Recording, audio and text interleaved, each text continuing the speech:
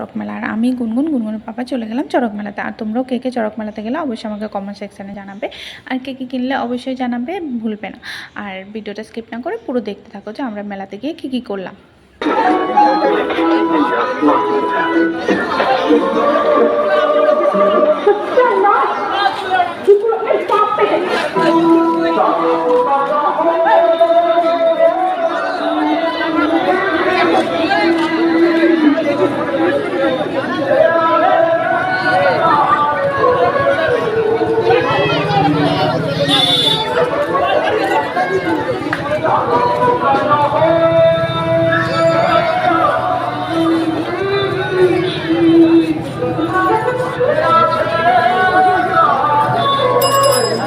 সামনে সামনে সামনে সামনে দেখো আমার লোক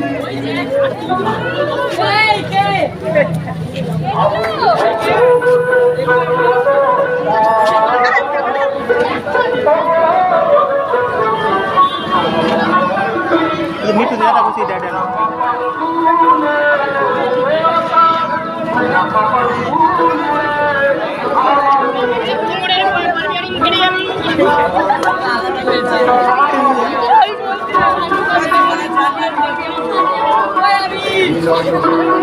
মেলাতে গিয়ে অনেক বেশি ভালো লাগছিল, কারণ অনেক কিছু মনে পড়ে যাচ্ছিলো, ছোটোবেলার কিছু স্মৃতি। আর আমার গুনগুনও দেখো এখনও কিছু বোঝে না বলেই বেলুনের পাশে আমি দাঁড়িয়ে থাকতে পারছি। যদি বুঝতে পারতো তাহলে আমাকে কি করতো বলো তো।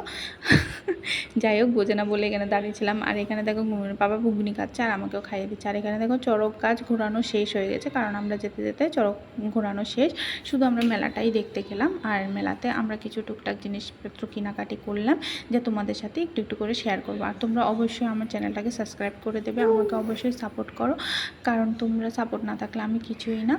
অবশ্যই আমাকে সাবস্ক্রাইব করতে ভুলবে না।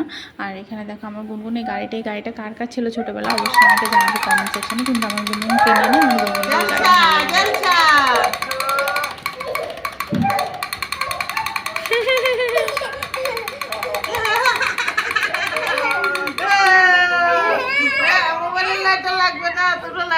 আর এখানে আমি অনেকগুলো ক্লিপ কিনে নিলাম। আর তোমরা কে কে মেলাতে গিয়ে এমন করো অবশ্যই জানাবে, যে অনেক করে ক্লিপ কিনে রাখো, কিন্তু একটাও কাজের সময় পাওয়া যায় না, ওটা হচ্ছে দুঃখের বিষয়।